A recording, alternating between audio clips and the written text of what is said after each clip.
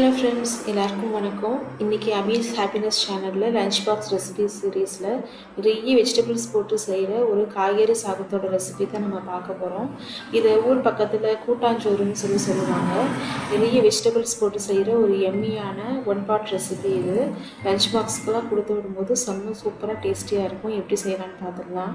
இன்றைக்கி ஒரு குக்கர் வச்சுட்டு அதில் கொஞ்சமாக எண்ணெய் விட்டு கடுகு அரை ஸ்பூன் போட்டுக்கிறேன். அதுக்கப்புறம் ஒரு அரை ஸ்பூன் ஜீரகம் சேர்த்துட்டு அது நல்லா பொரிஞ்சதுக்கப்புறமே அதில் ஒரு 10லேருந்து 15 சின்ன வெங்காயம் சேர்த்துக்கிறேன். சின்ன வெங்காயம் சேர்த்து இந்த ரெசிபி நீங்கள் செய்யும்போது ரொம்ப டேஸ்ட்டாக வரும். அந்த சின்ன வெங்காயம் லைட்டாக ஆயிலில் ஃப்ரை ஆனதுக்கப்புறமே இதில் ஒரு 2 தக்காளி நான் சேர்த்துக்கிறேன்.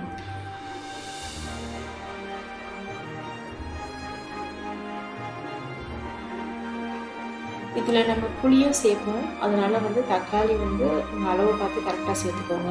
இந்த தக்காளி வதங்குற அளவுக்கு உப்பு சேர்த்துட்டு இந்த லிட்டை க்ளோஸ் பண்ணி வச்சு நல்லா குக் பண்ணிக்கிறேன். ஒரு 3-4 மினிட்ஸ்லேயே பார்த்திங்கன்னா தக்காளி நல்லா மசிஞ்சிரும். மசிஞ்சதுக்கப்புறமே இதில் நம்ம கட் பண்ணி வச்சுருக்க எல்லா வெஜிடபிள்ஸும் ஆட் பண்ணிக்கலாம். நீங்கள் வீட்டில் இருக்க எந்த வெஜிடபிள் கூட இதில் ஆட் பண்ணிக்கலாம்.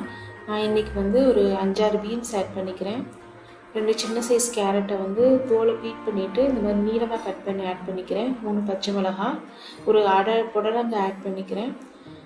அது கூடவே ஒரு 7-8 அவரைக்காய், 2 பீஸ் மாங்காய், அப்புறம் ஒரு ஹாஃப் சவுச்சவ் ஆட் பண்ணிக்கிறேன்.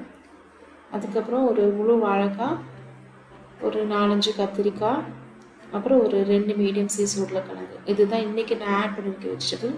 இது வெஜிடபிள் சாய்ஸ் உங்களோட ரெக்யர்மெண்ட் பொறுத்து தான் இருக்குது. பீட்ரூட்டு ஆட் பண்ணிங்கன்னா கொஞ்சம் கலர் சேஞ்ச் ஆகும். மற்றபடி நீங்கள் எந்த வெஜிடபிள் கூட ஆட் பண்ணிக்கலாம்.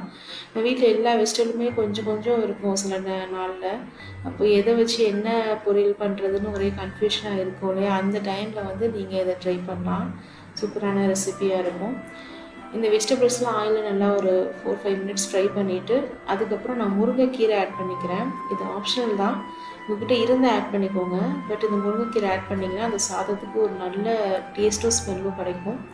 இந்த ரெசிபிக்கு ஒரு தேங்காய் மசாலா அரைக்கணும். அதுக்கு நான் ஒரு 1/4 மூடி தேங்காய், ஒரு 4-5 சின்ன வெங்காயம், ஒரு சின்ன பீஸ் இஞ்சி, ஒரு 4-5 பூண்டு, அது கூடவே கொஞ்சம் ஜீரகம் ஆட் பண்ணி நல்லா பேஸ்ட்டாக அரைச்சிக்கிறேன்.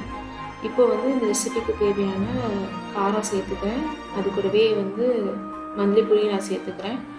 அது நல்லா ஆயிலில் ஃப்ரை பண்ணிவிட்டு நான் புளி பேஸ்ட் ஆட் பண்ணிக்கிறேன். உங்களுக்கு நீங்கள் புளி கரைச்சி சேர்க்குறீங்கன்னா ஒரு சின்ன லெமன் சைஸ் புளியை கரைச்சி நீங்கள் சேர்த்துக்கலாம். இந்த ரெசிபி இன்றைக்கி நான் செய்கிறது ஒரு 2 டம்ளர் ரைஸ் எடுத்திருக்கேன். 2 டம்ளர் ரைஸ்னால் நீங்கள் அதில் பாதி அளவுக்கு துவரம்பருப்பு எடுத்துக்கலாம், இல்லை கால்வாசி அளவுக்கு எடுத்துக்கலாம். இன்றைக்கி நான் கால்வாசி தான் எடுத்திருக்கேன்.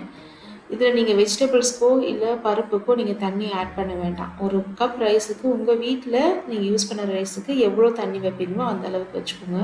இன்றைக்கி நான் 2 கப் ரைஸ் எடுத்திருக்கேன். அதனால் ஒரு கப்புக்கு 4 கப்பு வீதம் 8 கப் தண்ணி நான் ஆட் பண்ணியிருக்கேன். பருப்புக்கும் காய்க்கும் நீங்கள் தண்ணி கேல்குலேட் பண்ண வேண்டாம். ஸோ அந்த தண்ணி ஆட் பண்ணிவிட்டு அது நல்லா ஓரளவுக்கு கொதிச்சதுக்கப்புறம் நம்ம ரெடி பண்ணி வச்சுருக்க அந்த தேங்காய் பேஸ்ட்டை இதில் ஆட் பண்ணி நல்லா மிக்ஸ் பண்ணிவிடுங்க. இப்போ நான் டேஸ்ட் பார்த்துக்கிறேன். நீங்கள் இந்த டைமில் டேஸ்ட் பார்க்கும்போது உப்பு, காரம், புளிப்பு எல்லாம் கொஞ்சம் ஜாஸ்தியாக இருக்கணும். எனக்கு உப்பு கொஞ்சம் கம்மியாக இருந்தது, அதனால் அதை ஆட் பண்ணிவிட்டு இந்த மாதிரி நல்லா கொதித்து அரிசியெல்லாம் மேலே வந்ததுக்கு அப்புறமே நீங்கள் குக்கர்லேயே லிடை க்ளோஸ் பண்ணிவிட்டு லோயஸ்ட்டு ஃப்ளேமில் 10 மினிட்ஸ் குக் பண்ணுங்கள். அப்போது ஒரே ஒரு விசில் வரும், அது கரெக்டாக இருக்கும். நீங்கள் இல்லை ஒரு ஹரியில் இருக்கிறீங்க, சீக்கிரமாக பண்ண நினச்சிங்கன்னா ஹை ஃப்ளேமில் வச்சு 3 விசில் வைங்க. இல்லை நீங்கள் எப்பவுமே நார்மலாக ரைஸ் எப்படி நீங்கள் குக் பண்ணுவீங்களோ அது மாதிரி நீங்கள் குக் பண்ணிக்கலாம். எத்தனை விசில் நீங்கள் உங்கள் வீட்டில் ரைஸ் வைக்கிறதுக்கு வைப்பீங்களோ அந்த அளவுக்கு வச்சு நீங்கள் குக் பண்ணிக்கலாம். இப்போ ஸ்டீமெல்லாம் முடிஞ்சு ஓப்பன் பண்ணிங்கன்னா இந்த மாதிரி ரைஸ் இப்போ சூப்பராக ரெடி ஆகிருக்கும். இந்த ரைஸ் ரொம்ப உதிரியெல்லாம் இருக்காதுங்க, கொஞ்சம் குலைவாக தான் இருக்கும். சாப்பிடும்போது கொஞ்சம் குலைவாக இருந்தால் தான் டேஸ்ட்டும் நல்லாயிருக்கும். இது நீங்கள் சூடாகவே சாப்பிட்டிங்கன்னா அது ஒரு டேஸ்ட்டாக இருக்கும். இப்போ லஞ்சுக்கு எடுத்துகிட்டு போய் மத்தியானம் ஆறின பிறகு சாப்பிட்டிங்கன்னா அந்த உப்பு காரம் எல்லாமே அந்த ரைஸில் நல்லா மிக்ஸ் ஆகி ரொம்ப ஃப்ளேவர்ஃபுல்லான ஒரு ரைஸாக இருக்கும். கண்டிப்பாக அதை உங்கள் வீட்டில் ட்ரை பண்ணி பார்த்துட்டு உங்களோட ஃபீட்பேக்ஸை கமெண்ட்ஸில் சொல்லுங்கள். தேங்க்யூ.